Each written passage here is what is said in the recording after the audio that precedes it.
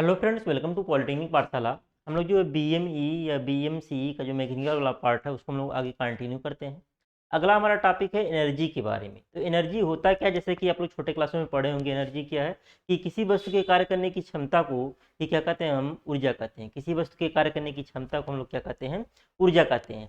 अब ये जो ऊर्जा है इसके बहुत सारे सोर्सेज होते हैं। कन्वेंशनल टाइप का होता है, नॉन कन्वेंशनल टाइप का होता है, और भी अभी आगे हम लोग पढ़ेंगे। और ये जो हमारा ऊर्जा है ना, ये किसी भी देश के विकास का द्योतक होता है। द्योतक का मतलब ये है कोई देश विकास देश है कि विकसित देश है, सॉरी विकसित देश है कि विकासशील देश है कि अविकसित देश है, इसका जो स्केल है, मापने का पैमाना क्या है, ऊर्जा है। जो व्यक्ति प्रति व्यक्ति एनर्जी ज़्यादा खर्च करता है वह व्यक्ति उतना ही विकसित देश माना जाता है। तो किसी भी देश के विकसित या विकासशील होने का पैमाना जो आपका होता है वो क्या होता है, एनर्जी होता है। तो एनर्जी के सोर्सेज कौन कौन से हैं, कि जैसे हम लोग जान रहे हैं कि जो आपके कन्वेंशनल सोर्सेज थे, जैसे आपका कह सकते हैं कि कोयला हो गया, मिट्टी का तेल हो गया, डीजल हो गया, पेट्रोल हो गया।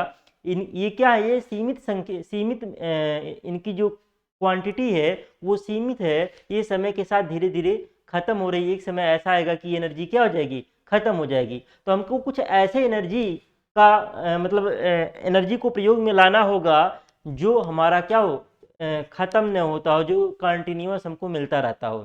तो बहुत सारे एनर्जी के सोर्सेज हैं। लेकिन अभी क्या है ना कि जैसे कोयला, डीजल, पेट्रोल हो गया, ये सब जैसे कोयला तो नेचुरली मिलता है, लेकिन डीजल पेट्रोल को हम लोग आर्टिफिशियली या कृत्रिम रूप से बनाते हैं। बड़े बड़े मशीनरी जो होते हैं, बड़े बड़े प्लांट होते हैं, वहाँ पे इनको क्या करते हैं, रिफाइन करके बनाते हैं। लेकिन ये क्या है, ये सीमित संख्या में अवेलेबल है। और भी कुछ एनर्जी कैसे सोच, जैसे आपका टाइडल एनर्जी हो गया, ज्वार ऊर्जा हो गया, आपका जो है सोलर एनर्जी हो गया। तो ये सब एनर्जी के सोर्सेज, जैसे आपका विंड एनर्जी हो गया, तो ये सब एनर्जी के सोर्सेज ये कभी ख़त्म नहीं होने वाले हैं। तो इसको हम लोग कैसे यूटिलाइज करें, किस प्रकार से हम लोग एनर्जी को मतलब इस एनर्जी को, विंड एनर्जी हो गया, सोलर एनर्जी हो गया, या आपका जो है टाइडल एनर्जी हो गया, कैसे हम लोग इसको उपयोगी फॉर्म में कन्वर्ट कर पाएंगे। क्योंकि एनर्जी के सोर्सेज तो बहुत सारे नेचर में अवेलेबल हैं, लेकिन वो क्या है, वो उपयोगी नहीं है। उपयोगी नहीं है मतलब यूजफुल फॉर्म ऑफ एनर्जी नहीं है। क्योंकि यूजफुल फॉर्म ऑफ एनर्जी जो है मैक्सिमम आपका होता है मैकेनिकल एनर्जी या इलेक्ट्रिकल एनर्जी, जो होता है आपका यूजफुल फॉर्म ऑफ एनर्जी होता है। तो कोई भी एनर्जी हो, अगर हम उसको इलेक्ट्रिकल एनर्जी में अगर कन्वर्ट कर रहे हैं तो उससे वो हमारे डेली लाइफ में मतलब बहुत ज़्यादा क्या करेगा, हेल्पफुल करेगा। क्योंकि आजकल हर एक चीज़ें, हर एक मशीनें क्या हैं, इलेक्ट्रिक से ऑपरेट हो रही हैं। तो सबसे उपयोगी एनर्जी इस टाइम में, प्रेजेंट टाइम में कह सकते हैं हमारा क्या है, एक तरीके से इलेक्ट्रिकल एनर्जी है। तो जैसे मनुष्य के जीने के लिए तीन चीज़ें आप लोग पहले पढ़े थे कि रोटी, कपड़ा और मकान। इस समय जो है आवश्यक चीज़ों में जो है बिजली भी हमारी आ गई है। अभी एक दिन दो दिन बिजली नहीं आती है तो हम लोग क्या हो जाते हैं, काफ़ी ज़्यादा परेशान हो जाते हैं। तो हम लोग अगला हमारा टॉपिक है सोर्सेज ऑफ एनर्जी। एनर्जी के सोर्सेज कौन कौन से हैं, ये हमने पीडीएफ के फॉर्म में लिखा हुआ। क्योंकि इसको जो है ना लिख लिख करके पढ़ाने में बहुत टाइम लगेगा। क्योंकि ये टॉपिक है निबंधात्मक टाइप से है, कि किसी भी के बारे में लिखने के लिए आ जाएगा तो निबंध टाइप का, ऐसे टाइप का आपको लिखना पड़ेगा, 2 पेज 2.5 पेज का, जो भी हो, 1 पेज 2 पेज 2.5 पेज का, जिसकी जितनी कैपेसिटी हो। तो इस नाते मैं इसको लिख करके पढ़ा रहा हूँ। तो सोर्सेज ऑफ एनर्जी है क्या, तो आधुनिक जीवन की आवश्यकताओं की पूर्ति के लिए, अगर हम लोग आधुनिक जीवन की बात करें तो आधुनिक जीवन की आवश्यकताओं की पूर्ति के लिए ऊर्जा की ज़रूरत होती है। मतलब जो भी हमारा डेली लाइफ है उसमें आवश्यकताओं की पूर्ति के लिए क्या होती है, एनर्जी की ज़रूरत होती है। जैसे मान लीजिए हम पढ़ा रहे हैं आपको ना, तो यहाँ पे भी क्या लग रहा है, एनर्जी लग रहा है। आपका मोबाइल चार्ज होता है तो उसमें भी क्या लगता है, एनर्जी लगता है। घरों में टीवी लगा है, पंखा लगा, प्रेस है, फ्रिज है, एसी है, इन सबको ऑपरेट करने के लिए क्या पड़ती है, एनर्जी की आवश्यकता पड़ती है। बिना एनर्जी के चलने वाला नहीं है। तो यह ऊर्जा मूल रूप से प्रकृति में यह ऊर्जा जो है, यह ऊर्जा मूल रूप से प्रकृति में उपलब्ध स्रोतों से ही प्राप्त होती है। जो हमारे नेचर में एनर्जी के सोर्सेज हैं उसी से हमारी एक तरीके से प्राप्त होती है। जैसे नेचर में हमको क्या मिल रहा है, कोयला मिल रहा है, तो कोयले से हम लोग थर्मल पावर प्लांट लगा करके क्या करते हैं, बिजली बना लेते हैं। तो वही बिजली हमारे घरों तक क्या होती है, पहुंचती है। तो प्रकृति में ऊर्जा के बड़े व व्यापक स्रोत हैं, परंतु अभी तक सभी स्रोतों का सदुपयोग नहीं कर पा रहे हैं। मतलब नेचर में बहुत सारे एनर्जी के सोर्सेज हैं, लेकिन सभी एनर्जी के सोर्सेज जो हैं सबका सदुपयोग हम लोग नहीं कर पा रहे हैं। कुछ ही सोर्सेज का हम लोग सदुपयोग कर पा रहे हैं। मनुष्य केवल उन्हीं स्रोतों का अधिक उपयोग कर रहा है जिनको आसानी से उपयोग स्वरूप में परिवर्तित किया जा सकता है, मतलब जिनको आसानी से इलेक्ट्रिसिटी में कन्वर्ट किया जा रहा है, उन्हीं स्रोतों का हम लोग क्या कर पा रहे हैं, उन्हीं स्रोतों का हम लोग उपयोग कर पा रहे हैं। जैसे कोयला हो गया, तेल हो गया, गैस हो गया आदि। जैसे कोयला आप लोग जानते ही हैं, कोयले का यूज, तेल हो गया, डीजल हो गया, पेट्रोल हो गया, गाड़ियाँ वगैरह चल रही हैं, गैस जो आपके घरों में एलपीजी आ रहा है, बाकी सीएनजी भी आ रहा है, जैसे गाड़ियाँ चल रही हैं, तो इन्हीं का उपयोग हम अधिकतर कर रहे हैं। अब इन स्रोतों से प्राप्त ऊर्जा को सामान्यतः विद्युत शक्ति में रूपांतरित करके उपयोग में लाया जाता है। मतलब इन सोर्सेस से जो एनर्जी मिल रहा है उसको हम लोग क्या करते हैं, उसको हम लोग इलेक्ट्रिसिटी में कन्वर्ट करके ही क्या करते हैं, उपयोग लायक बनाते हैं, उपयोग लायक बनाते हैं, उपयोग में लाया जाता है। इन स्रोतों के प्रकृति में सीमित भंडार है, लेकिन इनके भंडार क्या है, सीमित है। जो आपका कोयला हो गया, आपका डीजल पेट्रोल जो भी मिल रहा है, जो गैस मिल रहा है, इनके भंडार क्या है, सीमित है, लिमिटेड है। अतः इस बात की अति आवश्यकता है कि मनुष्य प्रकृति में उपलब्ध अन्य स्रोतों से ऊर्जा दोहन की जानकारी प्राप्त करे। मतलब अन्य स्रोतों से कैसे हम लोग एनर्जी मतलब उपयोग, यूजफुल फॉर्म ऑफ एनर्जी में कन्वर्ट कर पाएंगे, उसकी हम लोग जानकारी प्राप्त करें और उन्हें जन कल्याण के लिए, मतलब मानव कल्याण के लिए उपयोग में लाए, और उसको मानव कल्याण के लिए उपयोग में आए। अब ऊर्जा के विभिन्न स्रोतों को निम्न प्रकार वर्गीकृत किया जा सकता है। जो आपके एनर्जी के विभिन्न सोर्सेज हैं उनको निम्न प्रकार से हम लोग क्लासीफाई कर सकते हैं। ध्यान से देखिएगा, ये जो है ना बहुत आसान टॉपिक है, एक बार आप समझे रहेंगे तो एग्जाम में आपको बना करके लिखना रहेगा, रटना कुछ भी नहीं है, क्योंकि आप एनर्जी के बारे में अपने अगल बगल हर एक चीज़ें देख रहे हैं। तो पहला है on the basis of availability, प्राप्ति के आधार पे। तो प्राप्ति के आधार पे दो टाइप का होता है, एक नेचुरल सोर्सेज होता है और एक आर्टिफिशियल सोर्सेज होता है। तो पहला आपका क्या है, पहला आपका देखिए यहाँ पे है नेचुरल सोर्सेज, प्राकृतिक स्रोत, और दूसरा आपका क्या है, दूसरा आपका है आर्टिफिशियल स्रोत। तो आपकी एनर्जी के दो सोर्सेज होते हैं अवेलेबिलिटी के आधार पे, प्राप्ति के आधार पे। एक आपका नेचुरल सोर्स होता है और एक आर्टिफिशियल सोर्स होता है। नेचुरल में क्या आएगा, प्राकृतिक रूप में, प्राकृतिक रूप में क्या होगा, लकड़ी हो जाएगा, जैसे पेड़ की आपकी लकड़ी हो गया, आपका कोयला हो गया, गैस हो गया, आज ऊर्जा के विभिन्न स्रोत हैं जिनका उपयोग ऊर्जा ऊर्जा आवश्यकताओं को पूर्ति के लिए होता है। जैसे मान लीजिए कहीं पे हीट वगैरह की आवश्यकता हो, जैसे पहले घरों में खाना पकाया जाता था, वो भी क्या होता है, वो भी लकड़ी जला करके करते थे, या एलपीजी आ गया, वो भी क्या है, वो भी आपका एनर्जी का नेचुरल सोर्स है। कोयला आपका है, जैसे ईंट भट्ठे वगैरह हो गए, जहाँ पे ईंटा वगैरह पकाते हैं वहाँ पे भी कोयले का यूज करते हैं। आर्टिफिशियल सोर्सेज में क्या हो जाएगा, कृत्रिम स्रोत ऊर्जा प्राप्ति के वे स्रोत हैं जिन्हें मनुष्य ने कृत्रिम रूप से तैयार किया है, जैसे पेट्रोल, डीजल, मिट्टी का तेल आदि।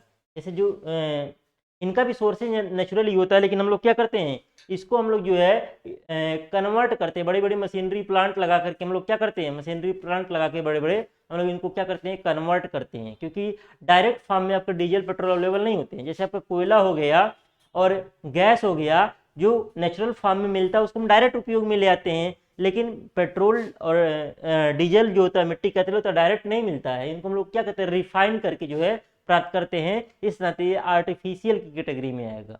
मिलेगा तो नेचुरली, मतलब इसका जो एक तरीके से कह सकते हैं रॉ मटेरियल होगा तो नेचर से ही मिलेगा, लेकिन उसको हम लोग कन्वर्ट करके जो है पेट्रोल, डीजल और मिट्टी के तेल में क्या करते हैं, कन्वर्ट करते हैं। अब अगला हमारा टॉपिक है on the basis of use, उपयोग के आधार पे। उपयोग के आधार पे हमारे दो प्रकार के होते हैं, उपयोग के आधार पे भी दो प्रकार के होते हैं। पहला हमारा है कन्वेंशनल एनर्जी सोर्सेज या परंपरागत ऊर्जा स्रोत, मतलब जो सदियों से आपका चला आ रहा है वही आपका कन्वेंशनल है।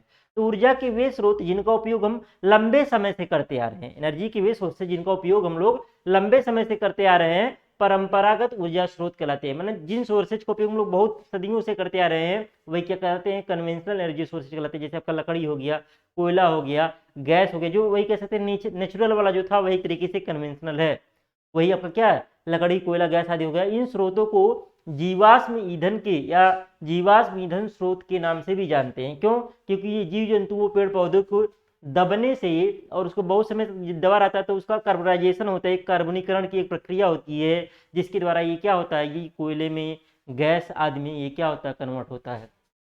तो वही है, इन स्रोतों को जीवाश्म ईंधन स्रोत के नाम से भी जानते हैं। इनका प्रकृति में सीमित भंडार, इनका भंडार क्या है, सीमित है। इन्हें आसानी से उपयोगी स्वरूप में बदला जा सकता है, मतलब इनको हम बड़े आसानी से क्या कर सकते हैं, यूजफुल फॉर्म ऑफ एनर्जी में क्या कर सकते हैं, कन्वर्ट कर सकते हैं। इनको हम लोग बड़े आसानी से यूजफुल फॉर्म ऑफ एनर्जी में कन्वर्ट कर सकते हैं। तो कन्वेंशनल एनर्जी सोर्स समझ में आ गया होगा क्या होता है, ऊर्जा के वे स्रोत जिनका उपयोग हम लंबे समय से करते आ रहे हैं वही क्या कहलाते हैं, कन्वेंशनल एनर्जी सोर्सेज कहते हैं। एक होता है नॉन कन्वेंशनल। नॉन कन्वेंशनल क्या होता है, जिसका उपयोग हम बहुत पहले से नहीं करते आ रहे हैं, जिसका उपयोग अभी हमने हाल ही में करना सीखा है, जिसका उपयोग हमने अभी हाल ही में करना सीखा है एक तरीके से। तो नॉन कन्वेंशनल एनर्जी सोर्सेज क्या होते हैं, अपरंपरागत ऊर्जा स्रोत क्या होता है कि अपरंपरागत ऊर्जा स्रोतों के अंतर्गत सौर ऊर्जा, आपका जैसे मैं बात कर रहा था स्टार्टिंग में, सौर ऊर्जा यानी कि सोलर एनर्जी, ज्वार ऊर्जा टाइडल एनर्जी, पवन ऊर्जा यानी कि विंड एनर्जी, बायोगैस, पहले गांव में आप लोग बहुत पहले देखे होंगे 20-25 साल पहले आज के, गोबर गैस प्लांट का प्रचलन था बहुत गांव में, गोबर गैस प्लांट लगाए जाते थे, जैसे जब बिजली वगैरह नहीं रहती थी गांव में तो गोबर गैस हम लोग भी इलेक्ट्रिसिटी का कन्वर्ट, उससे भी हम लोग क्या करते थे, जलाते थे। जैसे आपका पहले के समय आप लोग देखेंगे मिट्टी के तेल से एक गैस जलाते थे, वो एक गोल सा से सफ़ेद का लटका हुआ रहता था, शादी बारात वगैरह में, शादी विवाह में जनरेटर वगैरह नहीं हुआ करता था, सब जगह पे अवेलेबिलिटी थी, तो उसे क्या करते थे, प्रकाश की व्यवस्था करते थे। गोबर गैस से भी प्रकाश की व्यवस्था भी हो जाती थी और उसका उपयोग खाना बनाने के लिए भी करते थे। सेम उसी सिद्धांत में आपका बायोगैस प्लांट भी आपका कार्य करता है। तो अपरंपरागत ऊर्जा स्रोत के अंतर्गत जो होते हैं सौर ऊर्जा यानी कि solar energy, tidal energy, wind energy, biogas जैसे एनर्जी स्रोत आते हैं, एनर्जी सोर्सेज आते हैं, जिनका उपयोग मनुष्य ने कुछ वर्षों से ही शुरू किया है। मतलब बहुत पहले इसका उपयोग हम लोग नहीं करते थे, अभी हाल ही में इसका उपयोग क्या हुआ है, शुरू हुआ है।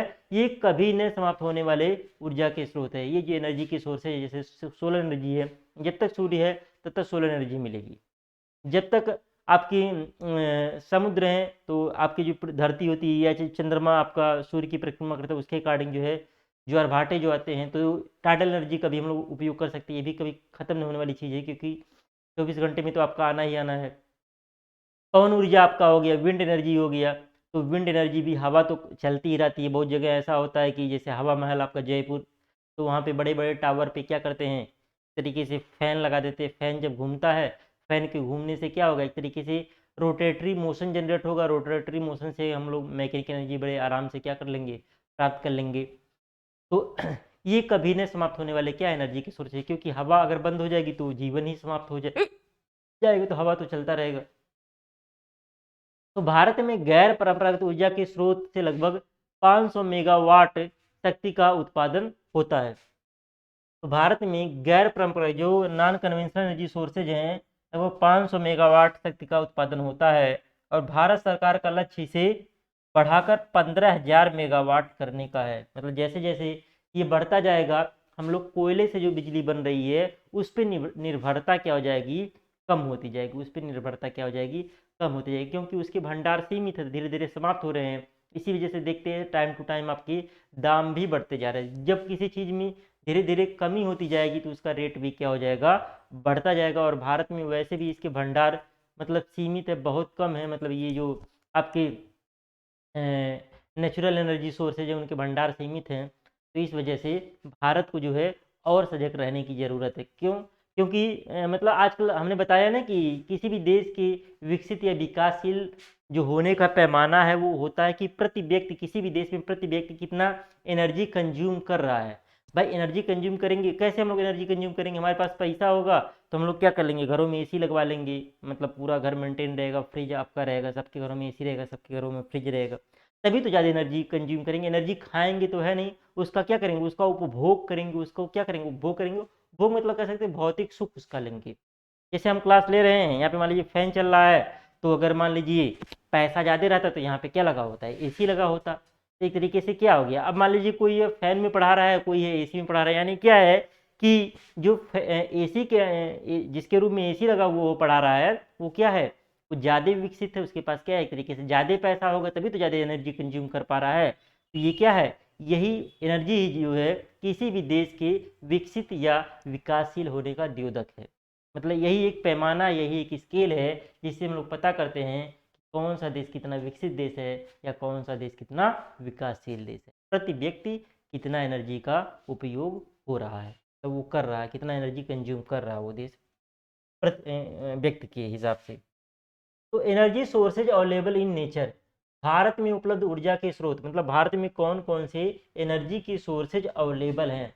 तो प्रकृति में निम्न प्रकार के एनर्जी के सोर्सेज उपलब्ध हैं। पहला आपका क्या है, थर्मल एनर्जी, फॉसिल फ्यूल।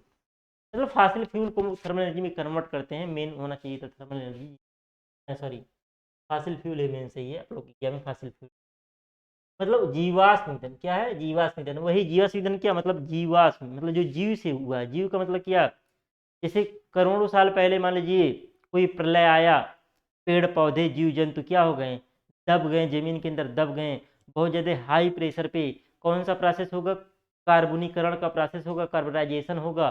तो क्या होगा, वही जो है मनुष्य जो है, जीव जंतु जानवर जो हैं, पेड़ पौधे जो हैं, वही क्या होंगे, वही जो है जीवाश्म ईंधन में क्या हो जाएंगे, कन्वर्ट हो जाएंगे। जैसे आपका कोयला हो गया, ये सब क्या है जीवाश्म ईंधन के अंतर्गत आते हैं। अगला आपका क्या हो गया, अगला आपका हाइड्रो एनर्जी। हाइड्रो एनर्जी जल ऊर्जा, आप लोग पढ़े होंगे। हाइड्रोलिक पावर प्लांट, जैसे बड़े बड़े टरबाइन लगे होते हैं। आप लोग एक स्वदेश मूवी देखे होंगे शाहरुख खान का, वहाँ पे वाटर अमेरिका से पढ़ करके आता है और वाटर टरबाइन से गांव में बिजली लाता है, तो गांव वाले कितने खुश हो जाते हैं। वही क्या हाइड्रो एनर्जी है। उसके बाद आपका क्या, हाइड्रो एनर्जी के बाद आपका अगला है टाइडल एनर्जी, ज्वार ऊर्जा। अगला आपका विंड एनर्जी है, पवन ऊर्जा है। अगला आपका सोलर एनर्जी है, सौर ऊर्जा है। अगला आपका बायोमास एनर्जी है, बायोमास ऊर्जा है। और अगला आपका न्यूक्लियर एनर्जी है, नाभिकीय ऊर्जा है। तो न्यूक्लियर एनर्जी का भी उपयोग हम लोग बिजली बनाने के लिए करते हैं। ये सब हमारे क्या हो गए, ऊर्जा के सोर्सेज हो गए। अब इन्हीं सभी सातों जो थे एनर्जी के सोर्सेज पढ़ लेंगे तो हमारा ये चैप्टर हमारा क्या हो जाएगा, खत्म हो जाएगा, एक दो लेक्चर में खत्म हो जाएगा आपका। आगे हम लोग बात करते हैं फॉसिल फ्यूल क्या होता है। तो जीवाश्म ईंधन भूगर्भ से प्राप्त वे ईंधन, मतलब ये क्या होता है भूगर्भ, मतलब पृथ्वी के अंदर हम लोग क्या करते हैं, खदानें खोद करके क्या करते हैं, इस ईंधन को निकालते हैं। या डीजल पेट्रोल हो गया, बड़े बड़े नीचे पाइपलाइन डाल करके हम लोग क्या करते हैं, निकालते हैं। जैसे समुद्र वगैरह से जनरली आपकी बहुत सारे पेट्रोल डीजल निकलते हैं, मतलब उसका जो रॉ मटेरियल होता है निकलता है, तो उससे हम लोग पेट्रोल डीजल में कन्वर्ट करते हैं उसको। ये सब क्या है, जीवाश्म ईंधन है। तो जीवाश्म ईंधन भूगर्भ से प्राप्त वे ईंधन है जो अनंत काल पहले, मतलब जो करोड़ों वर्षों पहले जैविक पदार्थों जैसे वनस्पति हो गया, मतलब पेड़ पौधे हो गए, जीव हो गए, आदि के पृथ्वी के अंदर दबने तथा ताप व दाब के अंतर्गत कोयला तेल क्या है, कि जो अनंत काल पहले जैविक पदार्थों, वनस्पति, जीवों, देखिए जी, मतलब जो एक तरीके से लिविंग हैं, पृथ्वी पे लिविंग हैं, वो दो हैं। एक में क्या है, एनिमल आपका आता है, एनिमल आपका आता है। एक में आपके क्या आते हैं, प्लांट आते हैं। में आपके क्या आते हैं, प्लांट आते हैं। तो मनुष्य भी, ह्यूमन भी ह्यूमन भी एनिमल में ही आता है। ये भी मनुष्य भी एनिमल की कैटेगरी में ही आता है, लेकिन वो अलग मैटर है कि वो अपने आप को अलग समझता है उससे। तो ह्यूमन भी क्या आता है, एनिमल कैटेगरी में ही आता है। तो अगर जीव की बात हो रही है तो उसमें इंसान भी, ऐसा नहीं है कि केवल जानवर है, उसमें इंसान भी है। तो दो ही कैटेगरी होती है, एक एनिमल की कैटेगरी और एक प्लांट की कैटेगरी। तो मनुष्य जो है एनिमल की कैटेगरी में। तो पृथ्वी के अंदर दबने तथा ताप व दाब के अंतर्गत कोयला, तेल तथा गैस आदि में परिवर्तन हो गए। मतलब ये क्या हो गए, ये लोग दब गए और समय के साथ क्या हो गए, ये जो है ताप व दाब के अंतर्गत कोयला, तेल तथा गैस में क्या हो गए, परिवर्तित हो गए। और फॉसिल कोयले का निर्माण, जो आपका कोयला का निर्माण पृथ्वी के अंदर ताप एवं दाब के कारण समय के साथ जैविक पदार्थों के कार्बनीकरण के फलस्वरूप हुआ, जबकि द्रव ईंधनों का निर्माण समुद्रों की तली पर जीव जंतु, जैसे समुद्र के अंदर भी जीव जंतु रहते हैं, समुद्र की तली पर जीव जंतु तथा वनस्पतियों के विघटन के कारण हुआ। मतलब जो आपका लिक्विड हो गया है, गैस भी आपका समुद्र की तली से मिलता है, तो प्राकृतिक गैस का निर्माण भी द्रव ईंधन की भांति ही हुआ। तो इस ईंधन का निर्माण किस प्रकार से हुआ उसके बारे में यहाँ पे बताया गया है।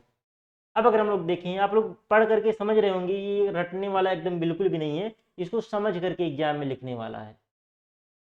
उष्मीय ऊर्जा प्राप्त की विधि, उष्मीय ऊर्जा हम लोग कैसे प्राप्त करते हैं। तो देखिए उष्मीय ऊर्जा जनरली आजकल जो है उष्मीय ऊर्जा कह सकते हैं कि उष्मीय ऊर्जा से विद्युत ऊर्जा प्राप्त करने की विधि, यहाँ पे हेडिंग होना चाहिए था, उष्मीय ऊर्जा से विद्युत ऊर्जा, विद्युत ऊर्जा प्राप्त प्राप्त की विधि। तो फॉसिल फ्यूल के दहन के फलस्वरूप उसमें निहित रासायनिक ऊर्जा का ऊष्मा में परिवर्तन ही ऊष्मीय ऊर्जा कहलाता है। तो जो हमारा फॉसिल फ्यूल होता है उसको हम लोग जलाएंगे, जलाने के फलस्वरूप उसमें जो केमिकल एनर्जी होगा, फ्यूल में केमिकल एनर्जी होता है, वही क्या होता है, हीट में कन्वर्ट होता है। जैसे पेट्रोल को जलाएंगे तो क्या होगा, सिलेंडर के अंदर हीट जनरेट होता है, उसी से आपका पिस्टन आगे पीछे आपका होता है। तो फॉसिल फ्यूल से इलेक्ट्रिकल एनर्जी प्राप्त करने की विधि को एक सरल आरेख द्वारा निम्न चित्र में प्रदर्शित किया गया। तो ये है क्या, ये थर्मल पावर प्लांट में क्या होता है, एक बॉयलर होता है। एक क्या होता है, बॉयलर होता है। हमने हिंदी में सब जगह लिख दिया है। ये क्या आपका बॉयलर है। बॉयलर में नीचे क्या, बॉयलर फर्नेस है। ये क्या है, ये बॉयलर फर्नेस है। बॉयलर फर्नेस का मतलब बॉयलर भट्टी, ये बॉयलर भट्टी हो गया। इसमें हम लोग क्या देंगे, जीवाश्म ईंधन देंगे। मतलब हम लोग कोयला देंगे, या बहुत सारे ऐसे भी प्लांट हैं जो, मतलब बहुत सारे ऐसे प्लांट जो अपना खुद का बिजली ही बनाते हैं, अपने खुद के कंज्यूम के लिए, खुद के फैक्ट्री के उपयोग के लिए, बाहर से बिजली नहीं खरीदते हैं। तो बहुत सारे ऑयल ऑपरेटेड भी हैं, मतलब डीजल ऑपरेटेड भी आपके हैं, या कोई ज़रूरी नहीं कोयले से बिजली बने, मतलब यहाँ पे कोई फ्यूल चाहिए। तो ये क्या, बॉयलर भट्टी, यहाँ पे हम लोग कोई भी ईंधन देंगे, कोई ऑयल देंगे या कोयला देंगे, जनरली कोयले का यूज होता है। तो इसको क्या होगा, यहाँ पे कंबस्शन होगा, इसका क्या होगा, बॉयलर भट्टी में उसका कंबस्शन होगा। तो यहाँ से क्या निकलेगा, हीट निकलेगा। क्या निकलेगा, हीट निकलेगा। निकलेगा इससे हीट, जब जलाएंगे तो क्या निकलेगा, हीट निकलेगा। जीवाश्म ईंधन को जब जलाएंगे तो क्या निकलेगा, हीट निकलेगा। अब हीट से बॉयलर के अंदर क्या होगा, बॉयलर के अंदर पानी, बॉयलर के अंदर क्या होता है, वाटर होता है। वाटर होता है। जब ये गर्म होगा तो ये किस में कन्वर्ट होगा, ये कन्वर्ट होगा स्टीम में, यानी कि भाप में कन्वर्ट। तो इससे भाप को कहाँ ले जाएंगे, इससे भाप को जो स्टीम को ले जाएंगे कहाँ पे, स्टीम टरबाइन में ले जाएंगे। ये क्या है, ये स्टीम टरबाइन है। स्टीम टरबाइन, ये भाप टरबाइन। देखिए ये क्या है, स्टीम टरबाइन है। अब स्टीम टरबाइन में जब भाप का क्या कराते हैं, एक्सपेंशन कराते हैं, उसका प्रसार कराते हैं। जब प्रसार करेगा तो भाप टरबाइन में होता क्या है, बहुत सारे वेन्स लगे होते हैं, ऐसे वेन्स लगेगा। तो ये क्या करेगा, इसका ये जो शाफ्ट है, ये क्या करेगा, ये एक तरीके से घूमेगा। शाफ्ट क्या करेगा, रोटेट करेगा। रोटेट करेगा जो शाफ्ट, तो यानी यहाँ से क्या मिल गया, यांत्रिक ऊर्जा मिल गया, मैकेनिकल एनर्जी मिल गया। इस मैकेनिकल एनर्जी को कहाँ ले जाएंगे, इलेक्ट्रिक जनरेटर में, जिसको गाँव में जनरेटर बोलते हैं, लेकिन इसका नाम होता है अल्टरनेटर। अल्टरनेटर में ले जाएंगे, या बोल सकते हैं इलेक्ट्रिकल जनरेटर में ले जाएंगे, इलेक्ट्रिक जनरेटर में ले जाएंगे, विद्युत जनित्र में ले जाएंगे। और ये क्या करेगा, इसमें डायनेमो वगैरह लगेगा, लगा रहेगा। ये क्या करेगा, मैकेनिकल एनर्जी को इलेक्ट्रिकल एनर्जी में क्या कर देगा, ये कन्वर्ट कर देगा। अब जो यहाँ से भाप, भाप का जो एक्सपेंशन होगा, यानी कि भाप का प्रेशर गिरेगा, जब प्रेशर गिरेगा तो भाप जो है फिर वाटर में कन्वर्ट हो, मतलब भाप किस में आएगा, भाप आएगा कंडेंसर में। क्या संघनित्र है, बॉयलर का अपोजिट होता है। बॉयलर क्या होता है, पानी को भाप में परिवर्तित करता है। जो बॉयलर होता है, बॉयलर का काम होता है वाटर को, वाटर को स्टीम में कन्वर्ट करना। बॉयलर का काम होता है वाटर को स्टीम में कन्वर्ट करना। लेकिन कंडेंसर, जो कंडेंसर का काम होता है वो स्टीम को वाटर में कन्वर्ट करना। बॉयलर का काम है वाटर को स्टीम में कन्वर्ट करना, लेकिन कंडेंसर का काम है स्टीम को वाटर में कन्वर्ट करना। इसे ध्यान दीजिएगा। तो अब क्या होगा, ये स्टीम जो है कंडेंसर में आएगा, कंडेंसर क्या करेगा, स्टीम को वाटर में कन्वर्ट करेगा। फिर वाटर को, उसी वाटर को हम लोग एक पंप की सहायता से, पंप की सहायता से हम लोग क्या करेंगे, पंप की सहायता से फिर से बॉयलर भट्टी में न भेज करके, हमने डायग्राम में थोड़ा गड़बड़ हो गया है, बॉयलर भट्टी में न भेज करके किस में भेज देंगे, बॉयलर में भेज देंगे। किस में भेज देंगे, फिर उसी पानी को हम लोग भेज देंगे बॉयलर में। बॉयलर में फिर वही पानी जाएगा, यानी कि जो आपका पानी बेकार नहीं जा रहा, पानी बेकार नहीं जा रहा है। क्योंकि ये नॉर्मल पानी नहीं होता कि किसी नदी से, किसी नाले से हम डायरेक्ट सप्लाई ले लिए उसी को भेज दिए। क्योंकि वो जब भाप टरबाइन में जाएगा तो भाप टरबाइन की जो ब्लेडें होंगी वो खराब हो जाएंगी। तो पानी का हम लोग ट्रीटमेंट करके भेजते हैं। पहली बार हम लोग क्या करते हैं, पानी का ट्रीटमेंट करके हम लोग भेजते हैं। एक इसके पहले लगा होता है वाटर ट्रीटमेंट प्लांट, एक क्या लगा होता है, वाटर ट्रीटमेंट प्लांट। और यहाँ पे बोरिंग करके या कोई नदी नाला या तालाब होगा वहाँ से पानी लेंगे, उसका ट्रीटमेंट करेंगे, मतलब पानी को शुद्ध करेंगे, उसमें जो अशुद्धियाँ होंगी उनको दूर करेंगे, जिससे हमारा वो पानी जब भाप बन करके जाए भाप टरबाइन में, तो भाप टरबाइन की ब्लेडें खराब न होने पाए। खैर ये सब अलग मैटर है, मैकेनिकल वाले अलग से पढ़ते हैं, जब वो लोग थर्मल पावर प्लांट पढ़ते हैं तो वहाँ पे पढ़ा जाता है। बस इतना जान लीजिए। बॉयलर का काम है पानी को भाप में परिवर्तित करना, और कंडेंसर का काम है भाप को पानी, कंडेंसर संघनित्र जो ठंडा करता है, और बॉयलर क्या करता है, गर्म करता है। एक तरीके से ये आपका क्या हो गया, एक सिंपली डायग्राम हो गया। ये क्या हो गया, एक सिंपली डायग्राम हो गया रफली। तो यहाँ पे ये चीज़ जो पंप से आया है ना, ये डायरेक्ट बॉयलर में जाएगा, ना कि यहाँ पे बॉयलर भट्टी बन गई, ये चीज़ नहीं रहेगी, ठीक नहीं रहेगी। ये चीज़ ध्यान दीजिएगा। तो ये हो गया किस प्रकार से हम लोग क्या कर रहे हैं, एनर्जी प्राप्त कर रहे हैं। तो इसी को अपनी भाषा में बढ़ा चढ़ा के लिखेंगे ना, तो आपका एक पेज वही से भर जाएगा।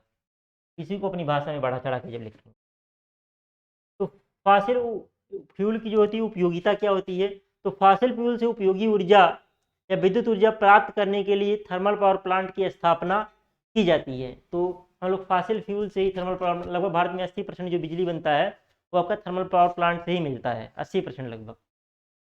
और भारत में कोयले की प्रचुर मात्रा होने के कारण भारत में थर्मल प्लांट का विशेष महत्व है। भारत के प्रमुख थर्मल पावर प्लांट निम्न प्रकार हैं। खैर इस एग्जाम में आता नहीं है, मैंने लिख दिया है वैसे ही, एक बार देख लीजिए। जैसे आपका ओबरा प्लांट हो गया उत्तर प्रदेश में, हरदुआगंज जो उत्तर प्रदेश में, दोनों एक 550 मेगावाट का, 540 मेगावाट का है। चंदरपुर बिहार में हो गया 660 मेगावाट का। पतारात बिहार में 440 मेगावाट का। ध्रुवधरन गुजरात में 630 मेगावाट का। नयवेली तमिलनाडु में 600 मेगावाट का। संतालदी पश्चिम बंगाल में 480 मेगावाट का। कोबरा मध्य प्रदेश में 420 मेगावाट का। मतलब करीब भारत में बहुत सारे होंगे, 30-40 होंगे आपके थर्मल पावर प्लांट। ये कुछ मुख्य रूप से जो है यहाँ पे दिए गए हैं थर्मल पावर, मतलब यूपी में बहुत सारे थर्मल पावर प्लांट है। अब अगला आपका है हाइड्रो एनर्जी, जल ऊर्जा। आपका जल ऊर्जा क्या होता है, जल ऊर्जा क्या है, तो जल ऊर्जा हर जगह नहीं मिलता, ये पहाड़ों वगैरह पे मिलता है। जैसे उत्तराखंड वगैरह में हाइड्रो पावर प्लांट वगैरह है, या बहुत जगह डैम वगैरह बना करके हम लोग पानी को रोक करके वहाँ से हम लोग जो है एनर्जी, भाखड़ा नांगला परियोजना जैसे हो गया, वहाँ से हम लोग एनर्जी प्राप्त करते हैं, इलेक्ट्रिकल एनर्जी में कन्वर्ट करते हैं। तो हाइड्रो पावर प्लांट जनरली वहाँ पे उपलब्ध होते हैं जहाँ पे हाई, मतलब काफ़ी एल्टीट्यूड पे, बहुत ऊंचाई पे हमारा प्रचुर मात्रा में जल उपलब्ध होता है। फिर उसको हम जो नीचे लगाते हैं, जैसे स्वदेश मूवी में दिखाया गया था, एक पेनस्टाक की सहायता से, एक पाइप की सहायता से पानी लाते हैं, टरबाइन पे तेजी से प्रहार कराते हैं। तो टरबाइन का क्या होता है, ब्लेड घूमता है, ब्लेड घूमता है तो टरबाइन का ब्लेड एक शाफ्ट पे लगा तो शाफ्ट घूमेगा, वो शाफ्ट घूमेगा तो शाफ्ट पे मैकेनिकल एनर्जी मिलेगी। उसको हम लोग डायनामो या अल्टरनेटर में या विद्युत जनरेटर में ले जा करके उसको हम लोग क्या करेंगे, इलेक्ट्रिकल एनर्जी में उसको कन्वर्ट करेंगे। तो हाइड्रो एनर्जी क्या है, भारत में इलेक्ट्रिकल पावर के उत्पादन में हाइड्रो एनर्जी का विशेष महत्व है, इसका भी बहुत योगदान है। इससे बिजली भी बहुत सस्ती बनती है। क्यों, क्योंकि हाइड्रो पावर प्लांट का इस्टेब्लिशमेंट, मतलब उसकी पहली बार स्थापना करना कठिन होता है, फिर उसको चलाने के लिए एनर्जी, मतलब पैसा ज़्यादा नहीं खर्च होता, क्योंकि नेचुरली पानी द्वारा चल रहा है एक तरीके से प्लांट। थर्मल पावर प्लांट हो गया, इसको चलाने के लिए क्या है, कोयले वगैरह का उपयोग करते तो बहुत ज़्यादा। फिर जैसे कोयला आपका हो गया, कोयले को कहीं खदान से निकालेंगे, ट्रांसपोर्ट करके उसको ले आएंगे, कोयले को पाउडर फॉर्म में कन्वर्ट करेंगे, फिर उसका कंबस्शन करेंगे, फिर कंबस्शन जो करेंगे उसका जो राख वगैरह निकलेगा, मतलब जो पॉल्यूशन वगैरह, उसको कंट्रोल करने के लिए हम लोग बहुत सारे डिवाइसेज लगाते हैं जिससे हमारा पॉल्यूशन कंट्रोल में रहे, मतलब पर्यावरण को हानि न पहुँचाए। तो चूँकि यहाँ पे बहुत ज़्यादा हीट पे काम होता है तो बहुत ज़्यादा मेंटेनेंस वगैरह की आवश्यकता पड़ती है, तो और बहुत ज़्यादा वर्कर की आवश्यकता पड़ती है उसको ऑपरेट करने के लिए, थर्मल पावर प्लांट के लिए। लेकिन इसको फिर जो राख निकलेगी ना जलने के बाद, उसको भी कहीं दूर ले जा करके, क्योंकि बहुत गर्म होती है, उसको दूर पानी के साथ बहा करके कहीं दूर कुंड बना करके उसको ले जा करके स्टोर करते हैं। तो काफ़ी बड़ा प्लांट होता है थर्मल पावर प्लांट, और उसको ऑपरेट करने के लिए बहुत लंबा कास्ट आता है। इस तो उससे जो बिजली बनती है ना थर्मल पावर प्लांट से, वो महंगी होती है। तो हाइड्रो पावर प्लांट से जो बिजली बनेगी ना उसके 10 गुना सस्ता होगा, मतलब बहुत सस्ता होगा। अगर भारत में मान लीजिए 1 यूनिट का रेट 8 रुपये 40 पैसे, 7 रुपये 50 पैसे, जो भी यहाँ पे जैसा रेट हो, अगर ऐसे है तो अगर हाइड्रो पावर प्लांट आता ना तो 1 रुपया 50 पैसा आपका बिजली का बिल रहता है, 1 रुपया 1.5 रुपया बिजली का बिल रहता है, मतलब बहुत सस्ता रहता है। तो हाइड्रो पावर प्लांट बहुत सस्ते।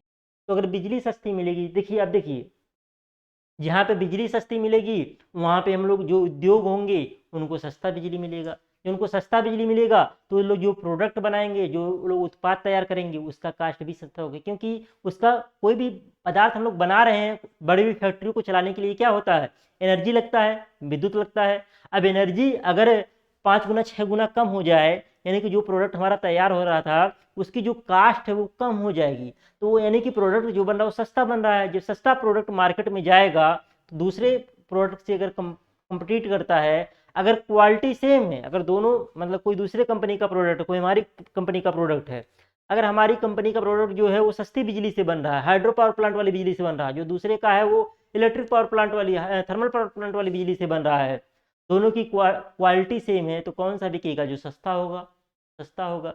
यानी कि वो क्या करेगा, मार्केट में अपना दबदबा बरकरार रखेगा, जैसे चाइना कर रहा है। चाइना क्यों कर रहा है? क्योंकि वहाँ पे बिजली जो है इंडिया की तुलना में सस्ती है, इस वजह से उसकी जो प्रोडक्ट बन रहे हैं वो काफ़ी सस्ते हैं और पूरे मार्केट पे कब्जा करके रखा हुआ है। उसका हाइड्रो पावर प्लांट का उसमें बहुत बड़ा योगदान है। तो भारत में इलेक्ट्रिकल पावर के उत्पादन में हाइड्रो एनर्जी का विशेष महत्व है। भारत में नदियाँ हो गई, नहरें हो गई, बड़ी बड़ी झीलें हो गई, में इसमें क्या है, जल प्रचुर मात्रा में उपलब्ध है, मतलब ऊंचाई पे रहेगा तभी हो पाएगा। अब जल में स्थितिज ऊर्जा, जो पोटेंशियल एनर्जी होती है, जो हाई एल्टीट्यूड पे होता है, उसके कारण क्या होती है, स्थितिज ऊर्जा होती है, NGH। जितना हाइट पे हो रहेगा उतना ज़्यादा क्या होगा, पोटेंशियल एनर्जी रहेगा।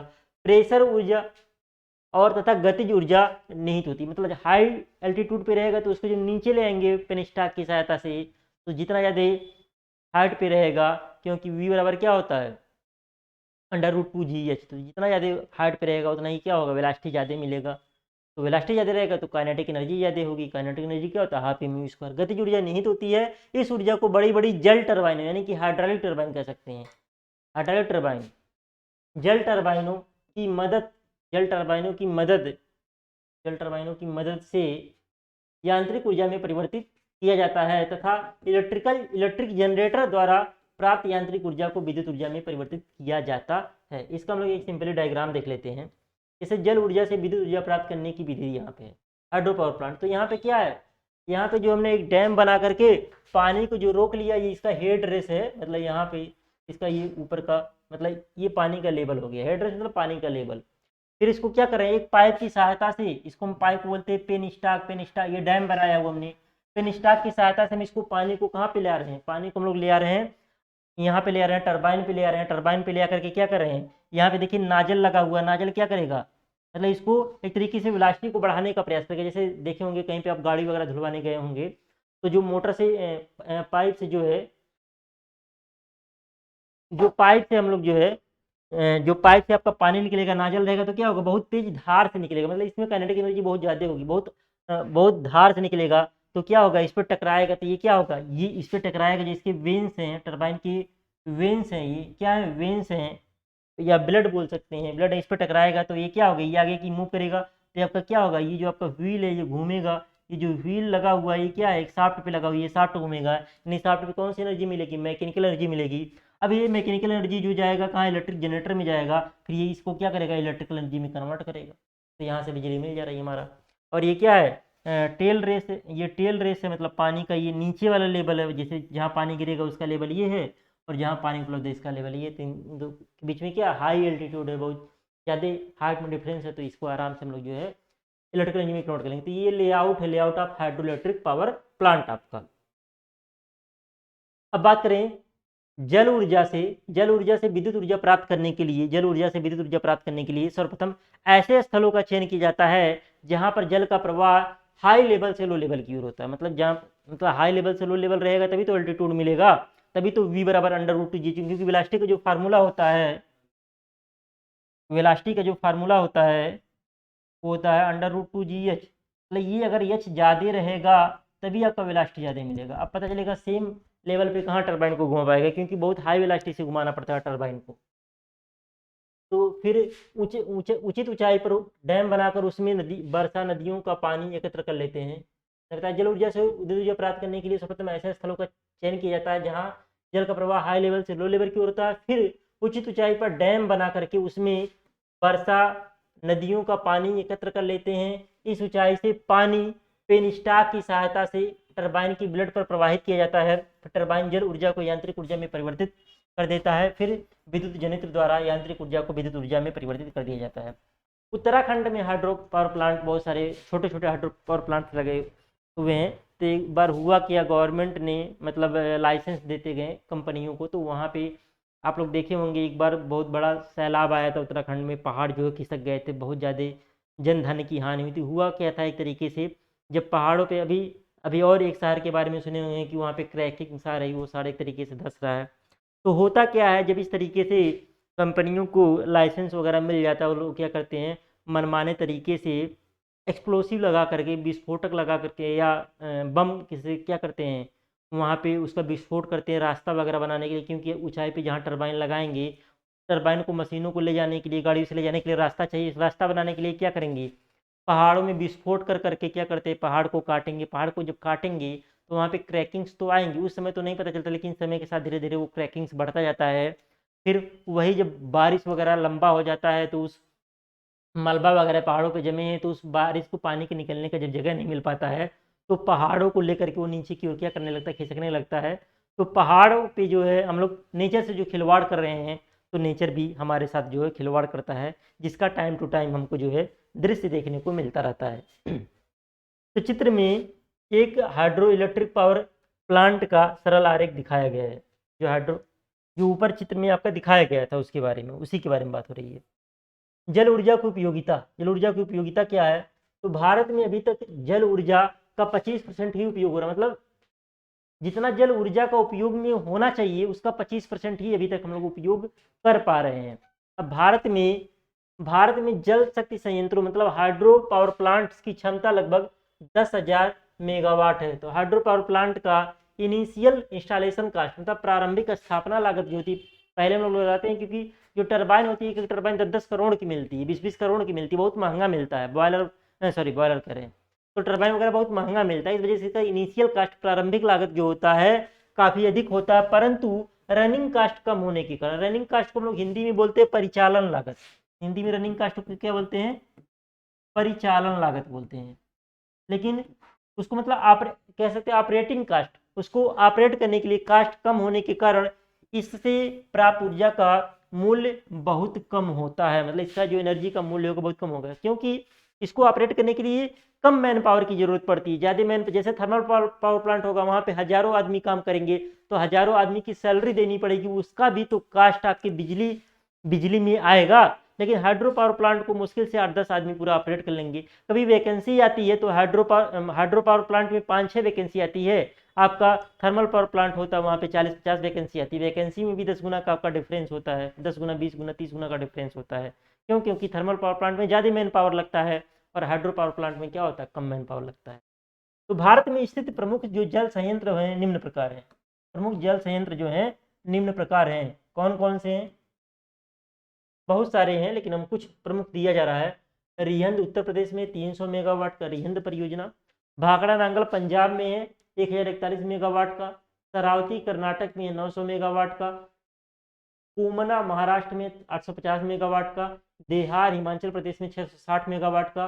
श्रीशैलम आंध्र प्रदेश में 440 मेगावाट का। और कुंदा तमिलनाडु में 540 मेगावाट का। तो हमने इस वीडियो में 2 एनर्जी के सोर्सेज के बारे में पढ़ा। अब ये देख रहे हैं ना निबंधात्मक टाइप का, अगर इसको लिख लिख करके पढ़ाया जाए ना तो बहुत ज़्यादा टाइम कंज्यूम होगा, मतलब सिलेबस आपका बहुत लेंदी हो जाएगा। तो आपको नोट्स प्रोवाइड कर दिया जाएगा ऐप पे, परेशान मत होइएगा।